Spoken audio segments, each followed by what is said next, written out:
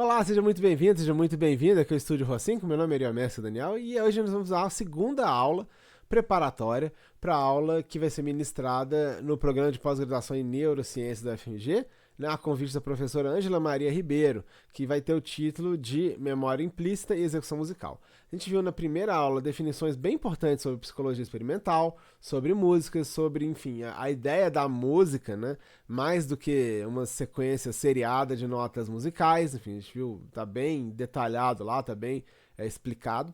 E hoje a gente vai estudar, vai pegar um artigo. Eu trouxe uma outra apresentação aqui, tá?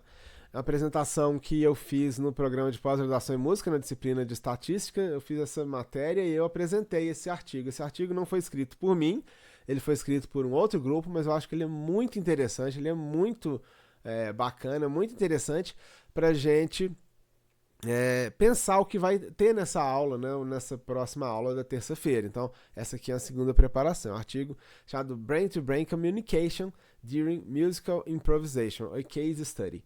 Esse é o nome desse artigo, tá? Então essa apresentação eu acredito que seja um pouco mais curta do que a outra. Eu não vou passar todos os detalhes desse artigo, porque não é necessário eu passar detalhe por detalhe, como eu passei na época que eu apresentei esse trabalho, mas ele vai trazer insights muito interessantes pra gente, tá? Vamos lá. Esse estudo, ele é um estudo que na época estava ainda chamado Impress, ele estava em processo de aprovação, ele foi aprovado, mas ele precisava de algumas revisões, mas em linhas gerais ele estava aprovado, né? Ele foi, essa pesquisa foi conduzida por esses autores aí lá no México e nos Estados Unidos, tá? Pra gente começar, vamos conversar sobre um assunto muito interessante que tem tudo a ver com música, que é improvisação musical. Que estão algumas lendas da música do jazz, é Buddy Rich, Lionel Hampton, e eles estão improvisando. A gente vai ouvir primeiro o improviso deles, e depois eu vou voltar explicando algumas coisas sobre ele, tá? Vamos ouvir a música deles primeiro aí.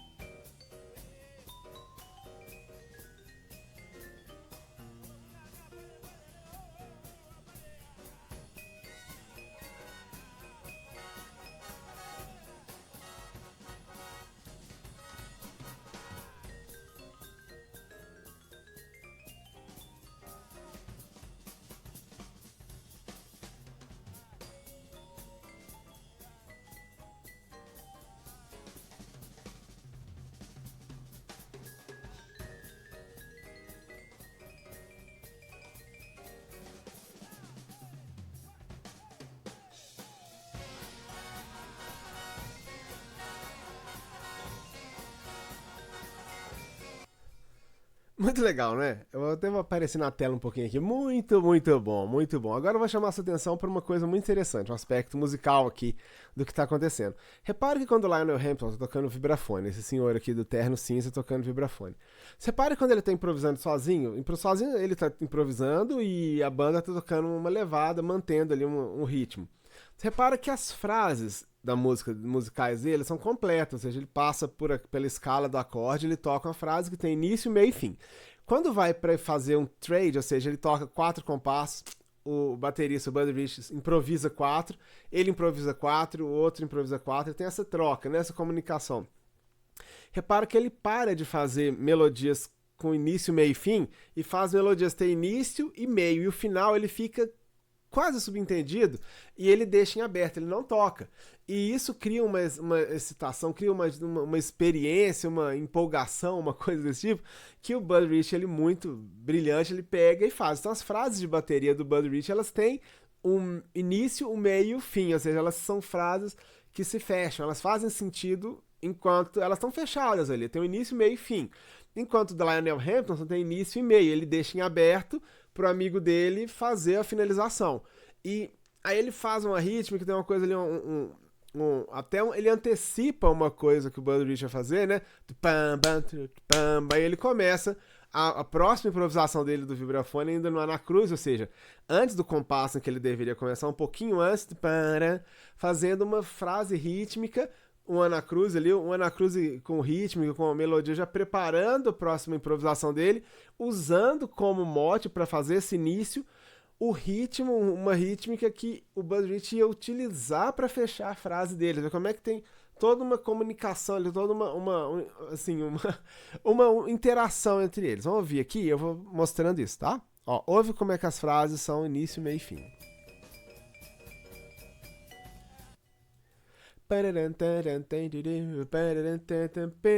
Fechou a frase. Fechado.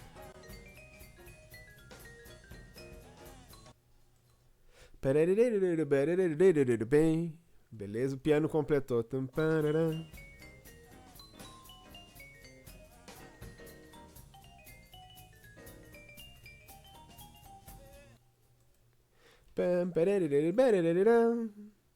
Tá fechando, as frases estão fechando, né?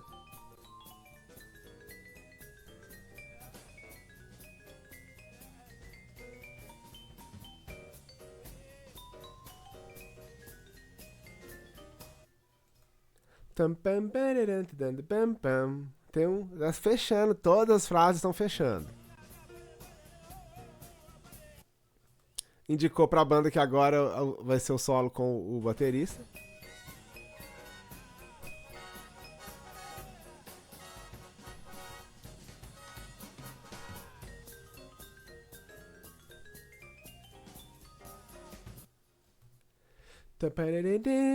Faltou um pam pam pra fechar essa frase. E tira a mão, deixa soar. O piano até toca alguma coisa, o piano não aguentou, o pianista até fechou essa frase, porque ficou e deixou em aberto. Deixou totalmente aberto pro baterista fazer a improvisação. Vamos ver se a gente consegue pegar esse trecho, ó.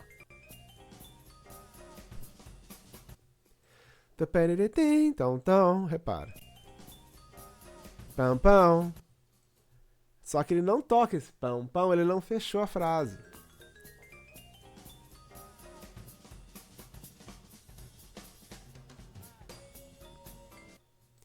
Outra frase diferente, porque o baterista pegou e fez uma coisa um pouco diferente do que ele tocou ritmicamente.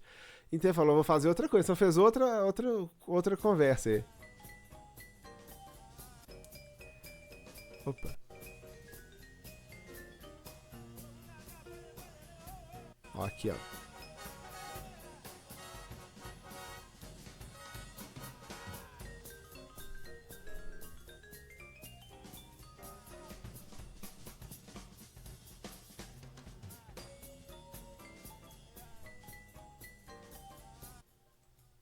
Tare. Faltou essa última nota, ele deixou em aberto.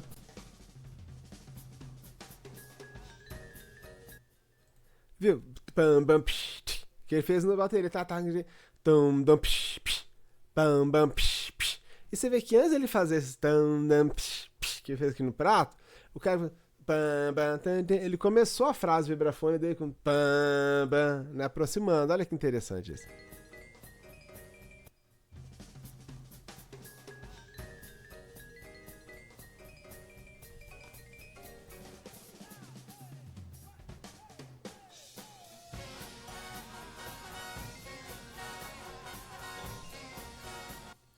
Bem legal, né? Vamos ver outro exemplo de improvisação? Mesmo baterista, né? O Buddy Rich.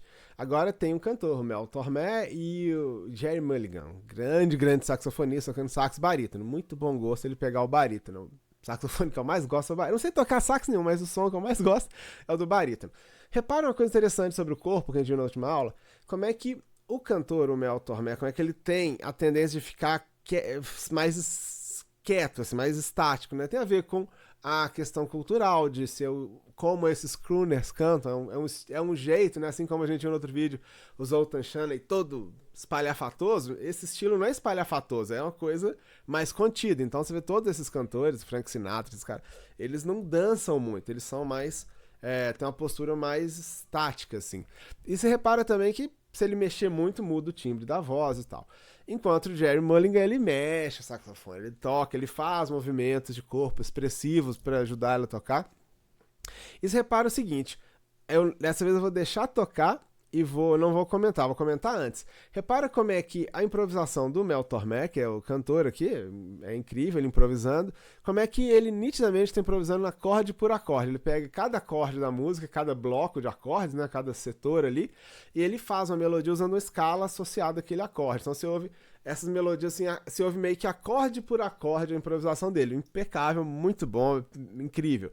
Já o Gary Mulligan, ele tem uma outra lógica, ele não tá fazendo acorde por acorde, ele pegou aqueles acordes, né, e tá fazendo como se fosse uma melodia, um grande improviso que vai passando por todos eles, como se fosse uma melodia que tá servindo de vários acordes para ser ornada, ao invés de simplesmente pegar o acorde, decompor ele em escalas e usar as escalas. E quando eles vão improvisar com a bateria, você vê que essa ideia meio que se mantém. Olha que interessante. A questão da imitação também, que a gente vai ouvir aqui.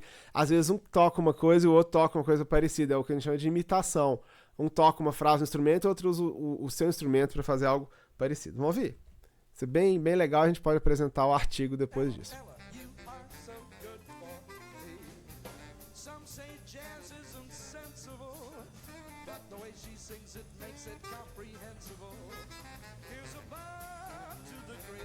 Lady of song, Ella Fitzgerald can do no wrong. For instance,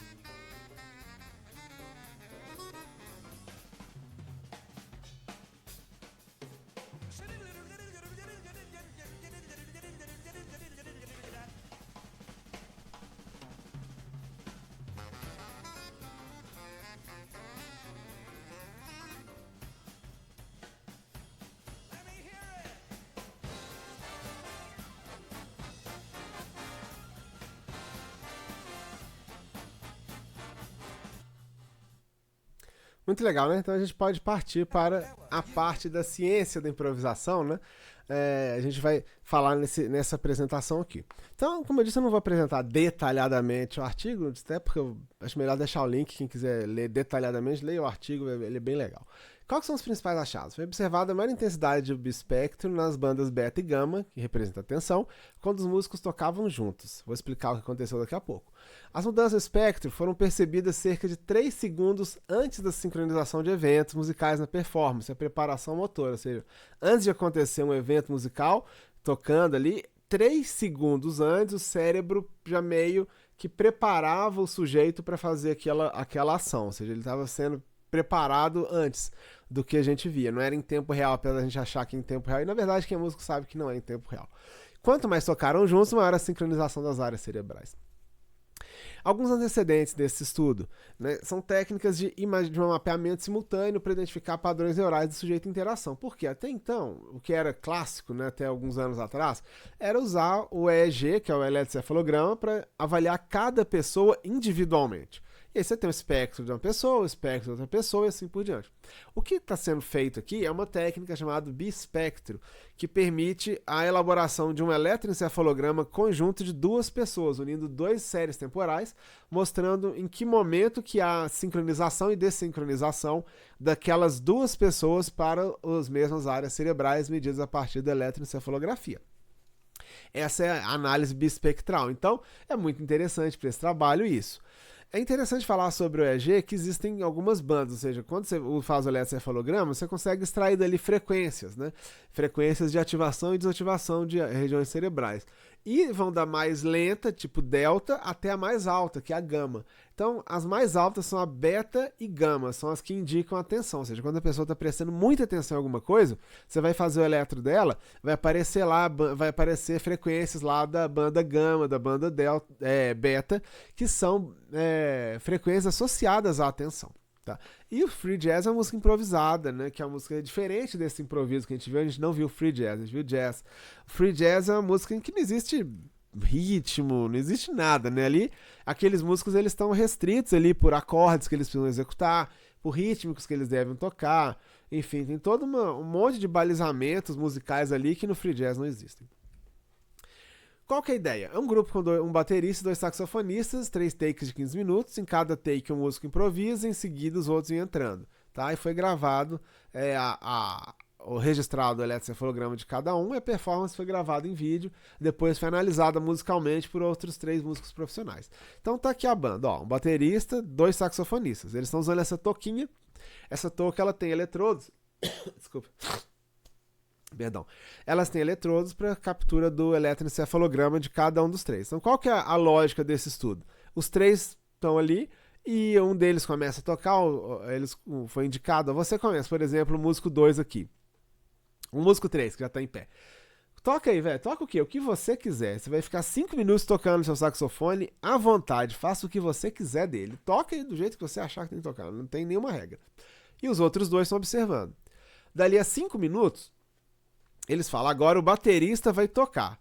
Vai tocar o quê? Vai tocar junto do saxofone. Os 2 vão tocar juntos.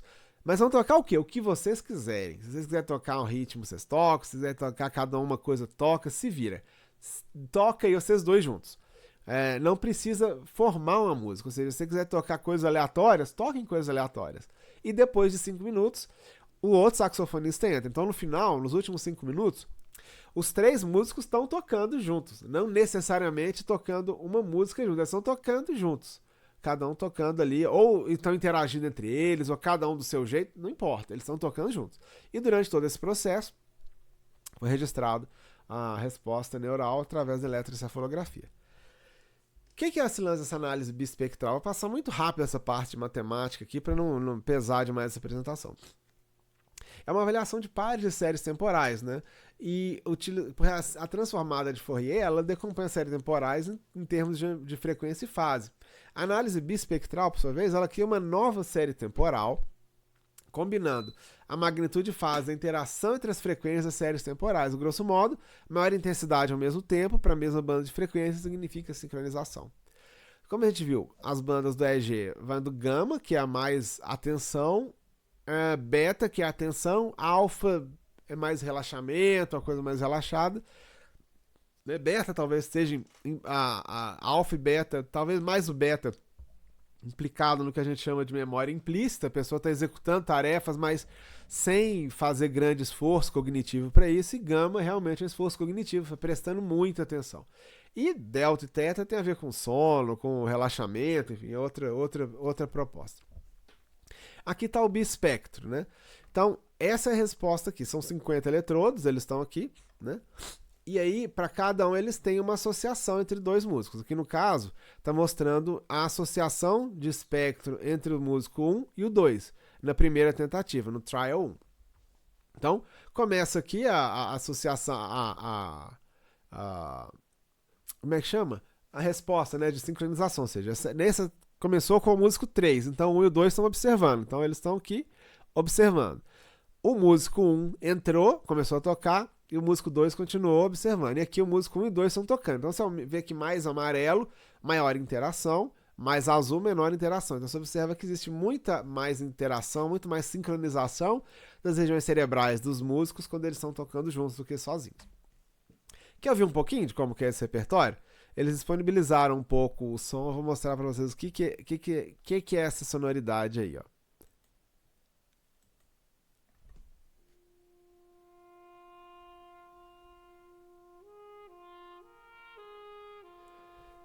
Músico tocando sozinho.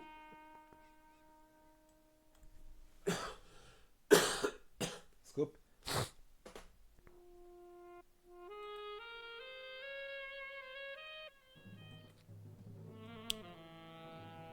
Entrou agora bateria e saxofone, 2 músicos tocando juntos.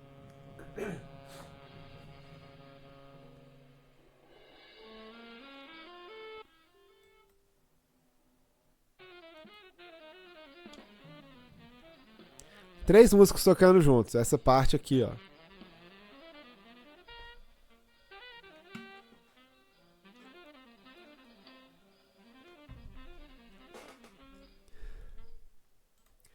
É isso aí, vamos seguir?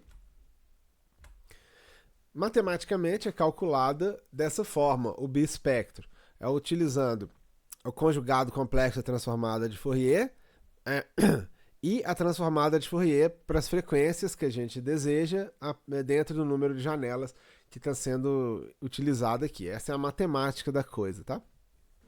Aqui é uma avaliação, resultado da avaliação de um exemplo de anotação de como os músicos profissionais interpretaram a performance. Porque se por um lado a gente tem essas expressões matemáticas aqui que são utilizadas para calcular o grau de acoplamento do eletro dos músicos, aqui não é acoplamento, aqui é o vídeo da performance. E outros músicos profissionais assistiram o vídeo e falaram, ó, no minuto 5:20, a bateria e o sax estão tocando sincronizados. Já no minuto 7:03, eles estão imitando, um está imitando o outro. Quando dá no minuto 12, tá a discordância, cada um tocando uma coisa diferente, assim por diante, eles fizeram essa avaliação de dois lados, do lado da eletroencefalografia e do lado da avaliação do comportamento aqui, do movimento, tá? Esse aqui é o esquema de processamento dos dados, você vê que não é uma coisa trivial, né? Tem todo um pré-processamento e um pós-processamento, até chegar numa análise estatística, que é o que eles mostram. Tá? Aqui, outros exemplos do bispectro do Trial 1. Né? Separa aqui que aqui é a associação entre o músico 1 e 2, aqui o músico 1 e 3.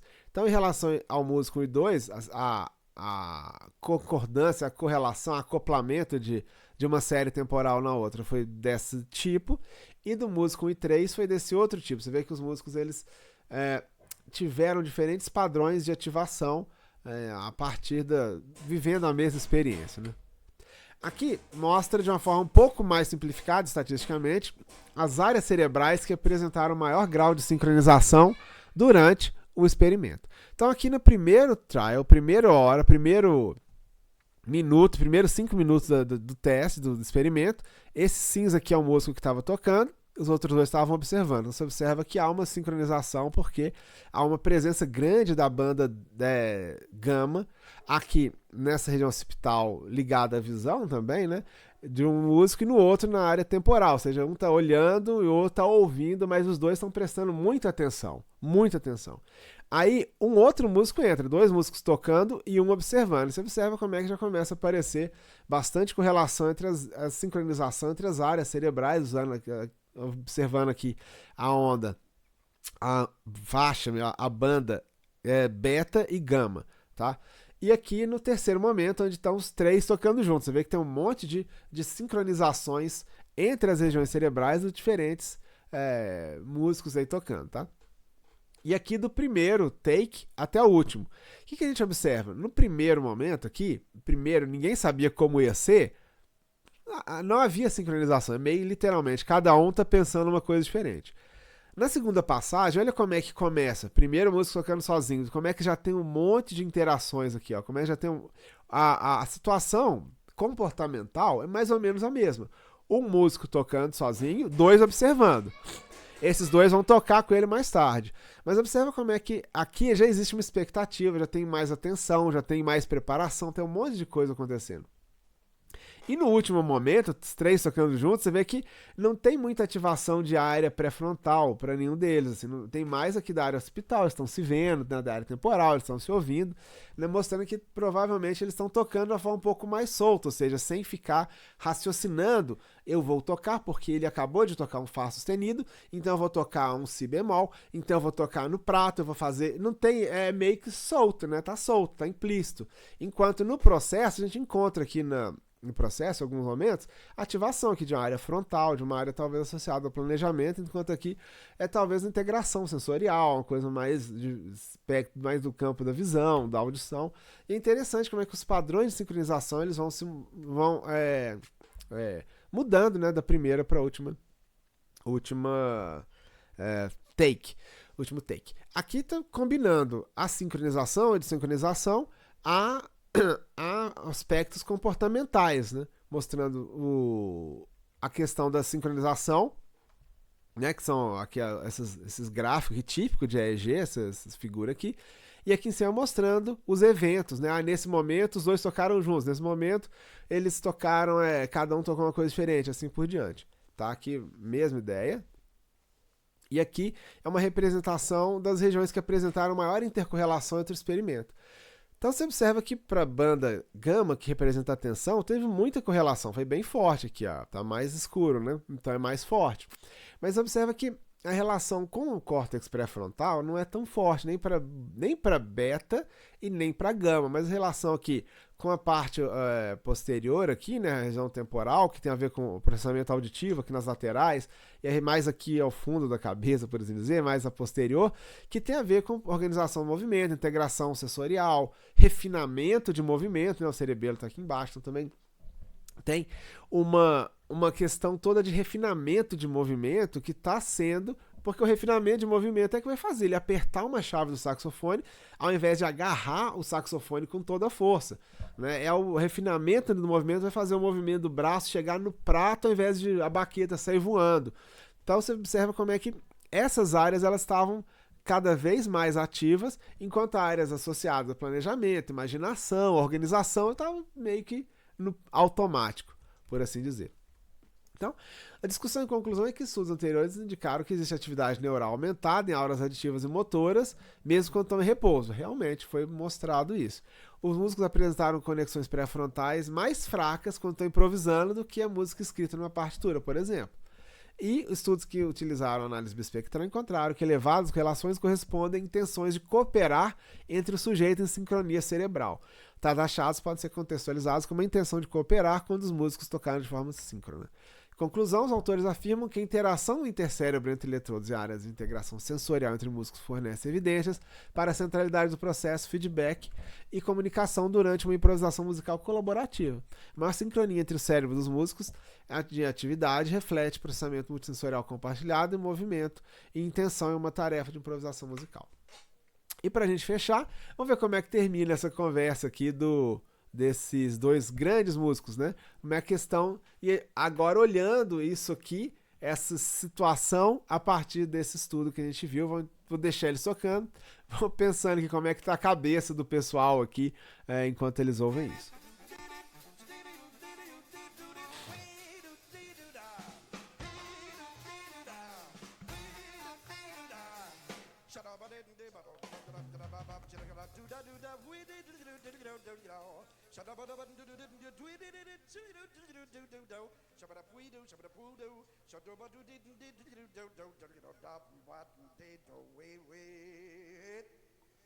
Your turn.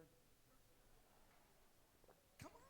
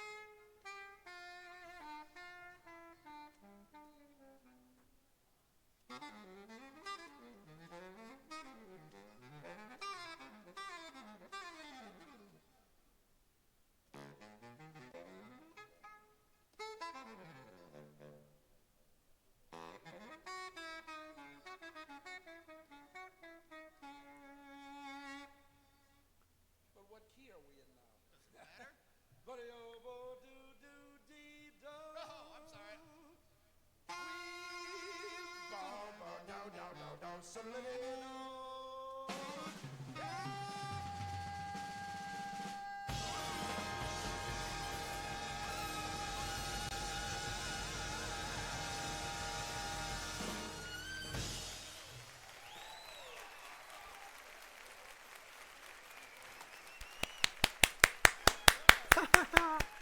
Muito incrível, né? Esse pessoal é muito incrível. Mas assim, o que eu fico pensando, eu acho muito legal a gente conversar assim pra gente poder fechar essa nossa conversa, e as pessoas da plateia, né? E os outros músicos, e os operadores de áudio, os operadores de vídeo, de luz, como é que tá a cabeça dessas pessoas, né? Quando elas estão ali assistindo isso, como é que é esse processo de sincronização, né? A gente fala, nossa, eu tava vendo um show, fiquei tão imerso naquele show, tava tão, nossa, eu fiquei tão envolvido com aquilo, assim, como é que pode ser um fenômeno que talvez explicado a partir de sincronização de regiões cerebrais, enfim, é um assunto um pouco mais extenso. Bom, pessoal, é isso. Então a gente se vê agora na aula sobre memória implícita e execução musical, com essas duas aulas introdutórias aqui, que já vão dar 1h30 de aula mais ou menos, mas com certeza vai ter explicações detalhadas, tem um fundamento mais sólido para quem quiser aproveitar ainda mais essa aula. Eu fico por aqui, se você não está inscrito no canal, se inscreva, vai ser um enorme prazer ter você aqui como nosso inscrito. Um forte abraço, até breve.